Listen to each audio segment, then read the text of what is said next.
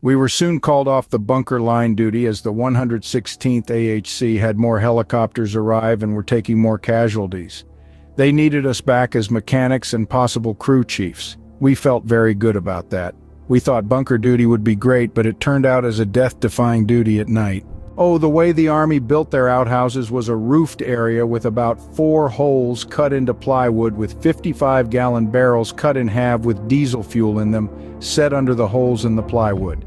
Once the barrels were full to a certain extent, the barrels would be pulled out from the back of the shed and more diesel fuel added, stirred up with a big stick, and then set on fire. The burning of the contents would produce a very thick black smoke, and after a few remixings with the stick, the entire content would be gone. At that point, the barrels would be put back under the plywood holes. What a perfect disguise for 2 older VC officers to check out the whole base camp for future sappers with explosives and tunnel excavations.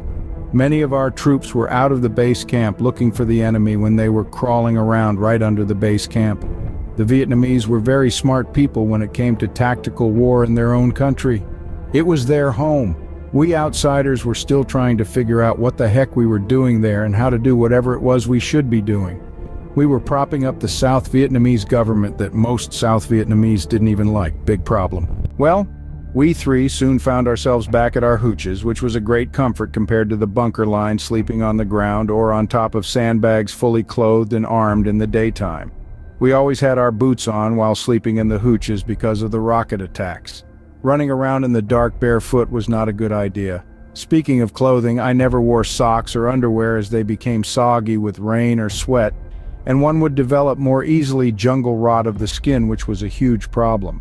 Drying out was quicker with less clothing. Boots and trousers were good enough unless in the sun. Then a shirt was required and some form of hat. Being in the hot sun for any length of time would knock out most Caucasians. Our bodies were just not set up for those energy-draining hot days. Even the Vietnamese had to protect themselves from the hot midday sun with their conical straw hats. Jungle rot was a form of fungus that grew on and in the skin. It could develop in painful open wounds that could get easily infected with other microbes. One could lose a foot or whatever if it advanced too far. I think most everyone had jungle rot that went into the field in Vietnam, and even in the base camps one could wind up with it. Malaria was another huge health problem there. The mosquitoes that carried the disease were everywhere. We were given a pill that we were supposed to take once a week to keep from being afflicted with the disease. Many infantry fellows and others did not take the pills hoping they would get malaria and get out of Vietnam. I don't know if things worked that way or not. I didn't take the pill every week as it seemed to give me diarrhea. Speaking of which, there was amoebic dysentery going around. This was caused by eating contaminated food washed in contaminated water or drinking contaminated water. Amoebic dysentery caused diarrhea, sometimes bloody, and could kill a person. We had iodine pills to put into our canteen of water to kill the parasites in the water.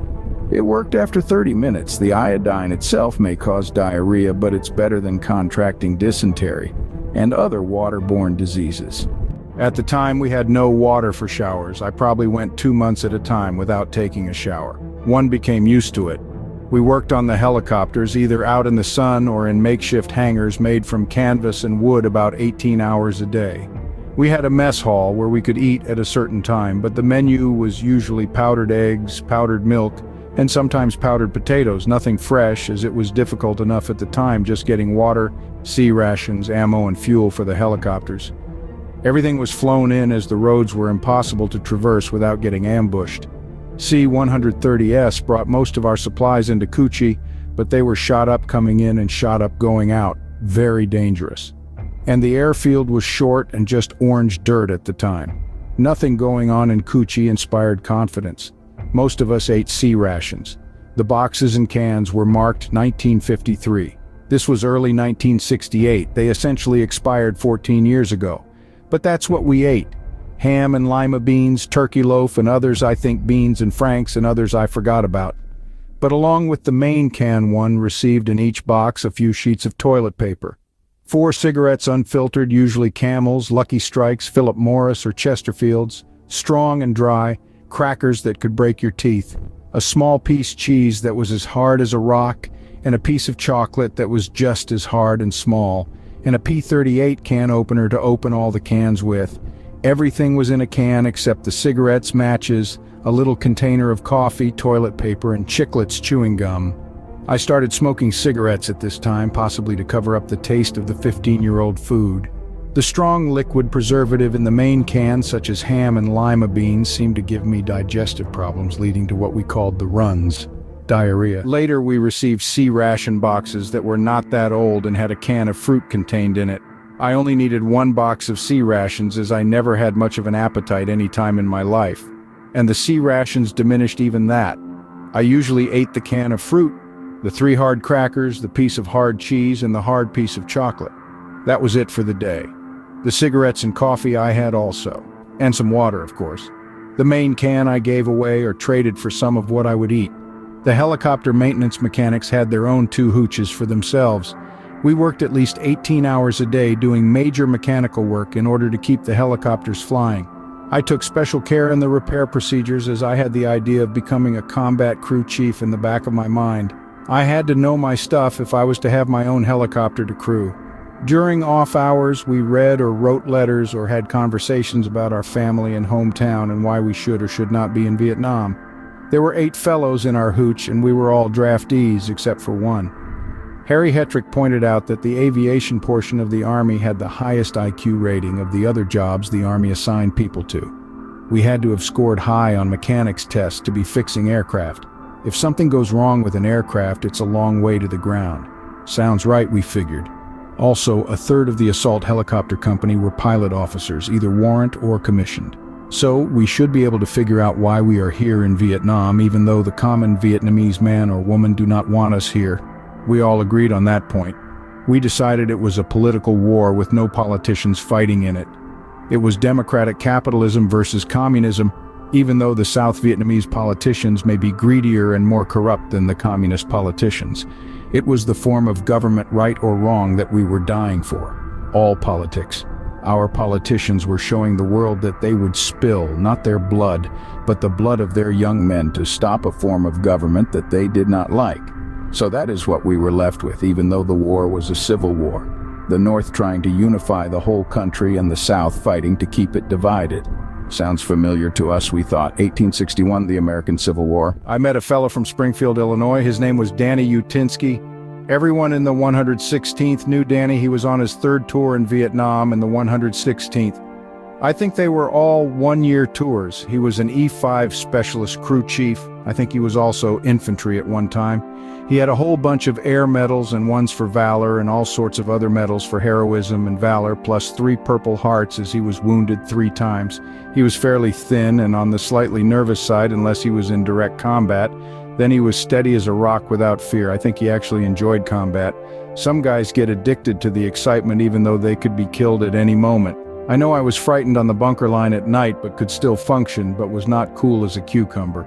It takes experiences and time in combat to be cool and very thoughtful during death struggles. If ever one gets to that point, some do, and Danny was one of them. Anyway, as a fellow Illinoisan, we became best of friends. When he was discharged from the Army near the same time I was best man at his wedding. But he didn't last long in civilian life. He rejoined the Army needing that stimulation. Danny would wander around different barracks and tell true tales of combat, and teach crew chiefs, gunners and mechanics, and even pilots how to be better at their jobs. Everyone respected Danny, including all the pilots. Pilots had to have nerve to fly into a hail of bullets. Danny would tell them how to stay cool.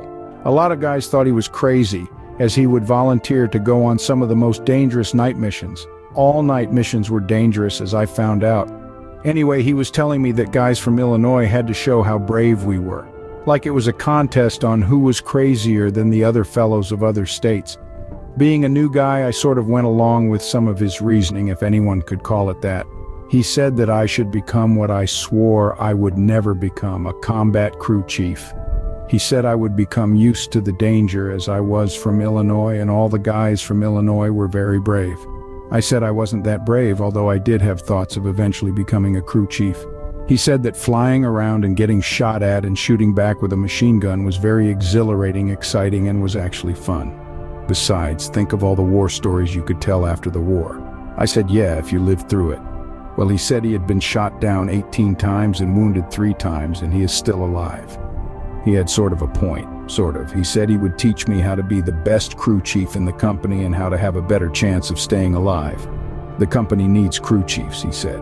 I could understand how he could be called by some to be crazy, but we're not all heroes a little crazy. I told Danny that I didn't care about telling war stories or becoming a hero. I would just like to help the war effort and somehow stay alive. But he was right about the fact that crew chiefs were frontline soldiers of the First Order. They were even looked up to by most infantry fellows. They were always going where the action was, where the battles were occurring. There were only so many helicopters for so many small battles going on.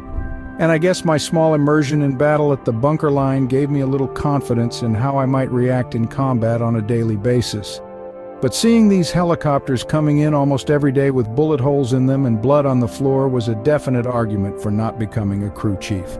And the company was taking casualties, both killed and wounded. But wasn't that war up front? I volunteered for the draft hoping to become infantry during a war. I changed my mind once the reality hit me of what was involved. The enemy tries to kill us and we try to kill them, and we on both sides were doing a good job of killing each other. It seemed stupid to me once involved in it all, but here I was in the army, in Vietnam, and in a war. My father, my uncles, and my grandfather were frontliners in their wars. Why should I not be? And a weird idea came into my head that if I were a crew chief in combat every day, I would be able to shoot enough of the enemy to help win the war, or at least stop the war. Also, a big factor in my decision to become a crew chief was that I was very tired of the rocket and mortar attacks killing people and landing around me, and I being helpless to do anything about it.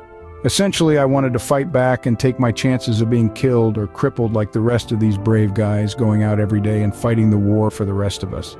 It was a huge decision on my part. It could very well be the end of me at 19 years old. Something I didn't have to do but did have to do at the same time. Danny was right. We were here to fight a war as best we could. Danny's father was Russian and a first sergeant in the army, so he had that motivation, I think, to be frontline. I didn't go for the rah-rah Illinois guys are brave. Ha! Danny was high-strung for sure, but I figured combat does that to one. I told Danny that I had decided to become a combat crew chief. He was very excited and happy for me and said that it was a great decision, and he would let the company commander know my wish to join the combat ranks. Danny had me get on a flight to Saigon so that I could get sunglasses that made it easier to spot gun smoke. I presume they were polarized lenses, but I'm not sure.